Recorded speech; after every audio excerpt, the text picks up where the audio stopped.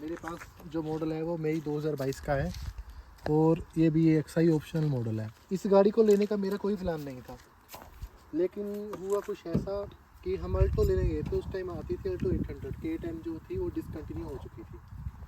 तो मैंने Alto 800 final कर दी थी, लेकिन जब मैं फैमिली के साथ शोरूम में गया तो जब हम गाड़ी में बैठे अल्टो 800 में, तो हमें स्पेस की बहुत ज़्यादा उसमें कमी लगी।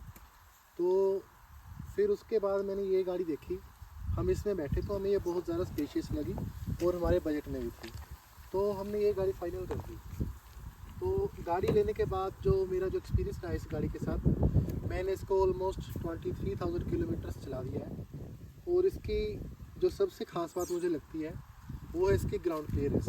आप यहाँ पे देख सकते हो इसकी जो ग्राउंड क्लियरेंस है, 14 इंचज़ के इसमें टायर्स आते हैं और 180 mm का इसका ग्राउंड क्लियरेंस है।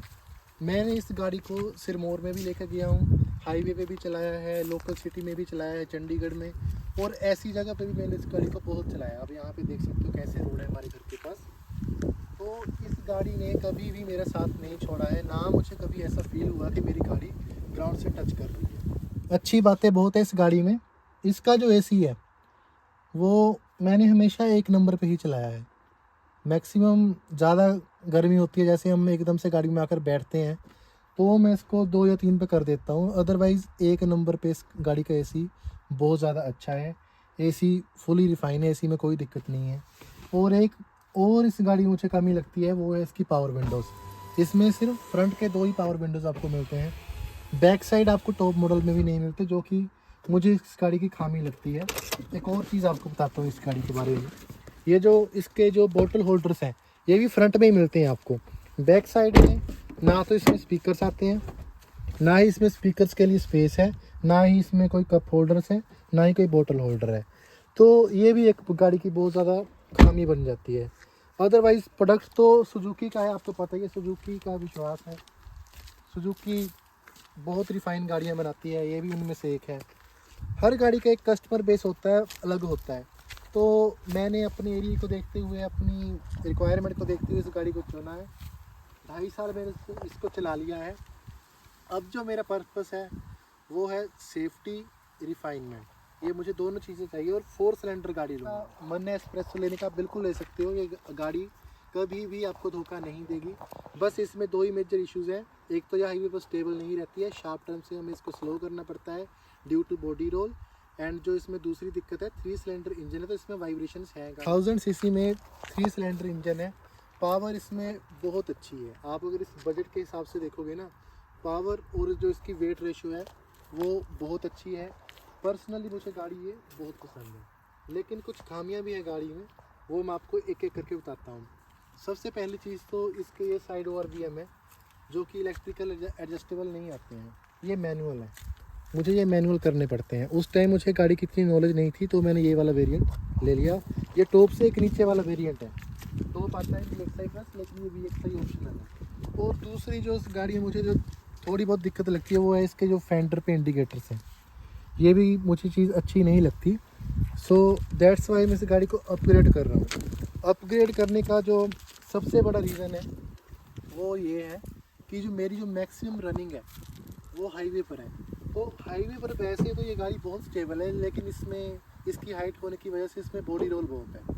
तो जब हम इसको हाइट स्पीड पर टर्न करते हैं तो मुझे ऑलवेज़ गाड़ी स्लो करनी पड़ती है। स्लो इन द सेंस मुझे गियर भी डाउन करना पड़ता है, ब्रेक भी लेनी पड़ती है जब हम शार्प टर्न लेते हैं। हाईवे पे आपको पता है जो हमारी स्पीड रहती है मैक्सिमम 80, 100। मैं इस गाड़ी को 130 तक लेके गया हूँ।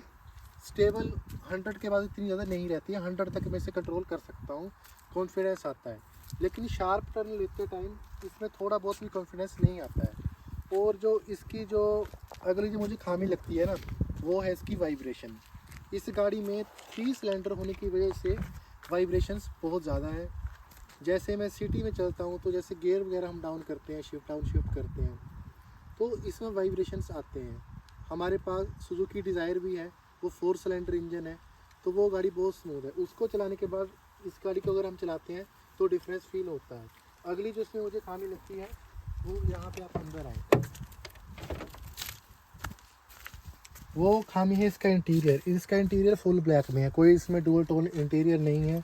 और जो अगली कमी है वो है इसके हेडरेस्ट। ये फिक्स्ड है front end back both sides में। ये एडजस्टेबल होने चाहिए हर गाड़ी में, क्योंकि जिसकी हाइट ज़्यादा होती है उसको बड़ी दिक्कत आती है। तो वैसे मैंने ये पिल्लो रखे हैं, लेकिन ये इतने प्रैक्टिकल नहीं हैं। तो अगली मैं आपको इस गाड़ी की जो सबसे अच्छी बात है वो आपको बताता हूँ। एवरेज के बारे में अगर मैं इस गाड़ी का बोलूँ तो सिटी में अगर मैं बम्पर टू बम्पर ये गाड़ी चलाता हूँ तो मुझे 11 से 12 का एवरेज देती है। और लोकल सिटी में हम चलते हैं नॉर्मल 40 से 50 पे, जैसे कि हम सिटी में चलते ही हैं, तो 16-17 का। और हाईवे पे मुझे हमेशा इस गाड़ी ने AC ऑन के बाद भी 22 प्लस का माइलेज दिया है, तो माइलेज में इसका कोई इशू नहीं है। ग्राउंड क्लियरेंस में कोई इशू नहीं है। तो अब मैं इस गाड़ी को अपग्रेड करने वाला हूँ। 2.5 ईयर्स हो चुके हैं इस गाड़ी को चलाते हुए। अपग्रेड करने के दो मेजर जो रीज़न्स हैं।